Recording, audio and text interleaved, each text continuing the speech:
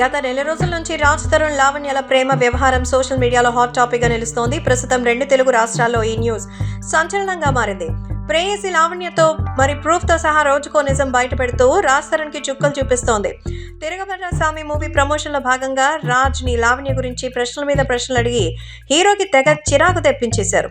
పోలీసుల బందోబస్తు నిర్వహించినా కూడా లావణ్య కూడా అక్కడికి చేరుకుని నా రాజ్ తరుణ్ని చూడాలి, ఆయనతో మాట్లాడాలంటూ ఆందోళన చేసింది. తర్వాత మీడియా సమావేశంలో రాజ్ తరుణ్ ఒక హీరోయిన్ తో ప్రైవేట్ గా ముద్దు పెట్టుకుని ఒక ఫోటోని లావణ్య బయట పెట్టింది.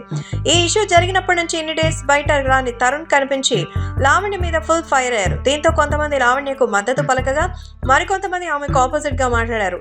పలువురు జనాలు రాజ్ తరుణ్ని తిట్టిపోస్తున్నారు. ఈ క్రమంలో నిన్న జరిగిన ఒక టీవీ డిబేట్ లైవ్ షోలో లావణ్య శేఖర్ భాషని చెప్పుతో కొట్టింది. ఆయన మాటలకు ఒక్కసారిగా ఊగిపోయిన లావణ్య కుర్చీలోంచి లేచి శేఖర్ని చెప్పుతో కొట్టింది.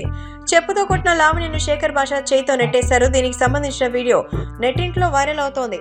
అసలు వీళ్ళ చెత్తని బయటకు తీసుకుని వస్తున్నటువంటి మీడియాని ముందుగా అనాలి. ఎందుకంటే వీళ్ళు ఇంత రచ్చరచ్చ చేస్తుంటే దీన్ని టెలికాస్ట్ చేస్తూ ఇదేదో పెద్ద చోద్యం చూస్తున్నట్టు చూస్తున్నారు. దేశంలో రాష్ట్రంలో సమస్యలు ఏం లేవా? వీళ్ళ చెత్త విషయాలుగా తప్పితే వాళ్ళిద్దరిని కూర్చోబెట్టి కౌన్సిలింగ్ ఇచ్చి పంపించకుండా వాళ్ళ గురించి అనవసరంగా ఇట్లా డిబేట్లు చెత్తా చెదారం మనకు అవసరమా? మన లైఫ్లో లేనటువంటి సమస్యలు మనకి ఉన్నటువంటి ఎన్నో రకాలైనటువంటి ఉన్నాయి. అయితే లావణ్య శేఖర్ భాష మధ్య డిబేట్ అయితే చేశారు. డిబేట్లో లావణ్య శేఖర్ భాష మధ్య హద్దులు దాటేస్తుంది. ఒకరిపై ఒకరు విరుచుకుపడ్డారు.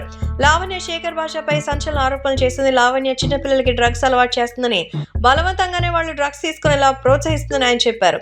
మొత్తానికి 21 ఏళ్ళు ఉన్న అమ్మాయిలకు బలవంతంగా డ్రగ్స్ అలవాటు చేస్తుంది, వాళ్ళకి కాల్ చేసి బ్లాక్మెయిల్ చేయడం, ఫేక్ అకౌంట్స్ క్రియేట్ చేసి చేయడం అంటూ మొత్తానికి శేఖర్ భాష అయితే చెప్పారు. అలా చెప్తుండగా శేఖర్ భాషను తన కాలు చెప్పు తీసుకొట్టింది. దీంతో అక్కడున్న వాళ్ళు ఆపే ప్రయత్నం చేసిన లావణ్యపై మాత్రం ఆయన చెప్పిన విషయంలో చూసి ఎంతగానో షాక్ లో ఉన్నారు. నిజంగానే సోషల్ మీడియాలో అయితే శేఖర్ భాష చెప్పిన విక్టిమ్ ప్రీతి లవర్ వివేక్ తో ఆర్జే భాష ఫోన్ లో మాట్లాడారు. శేఖర్ భాష చెప్పింది నిజమేనని, రాత్రి నుంచి ఒక అకౌంట్ నుంచి బెదిరింపులు వస్తున్నాయని, తర్వాత అకౌంట్ డియాక్టివేట్ అయిందని మొత్తానికి ఇవన్నీ కూడా చెప్తున్నారు.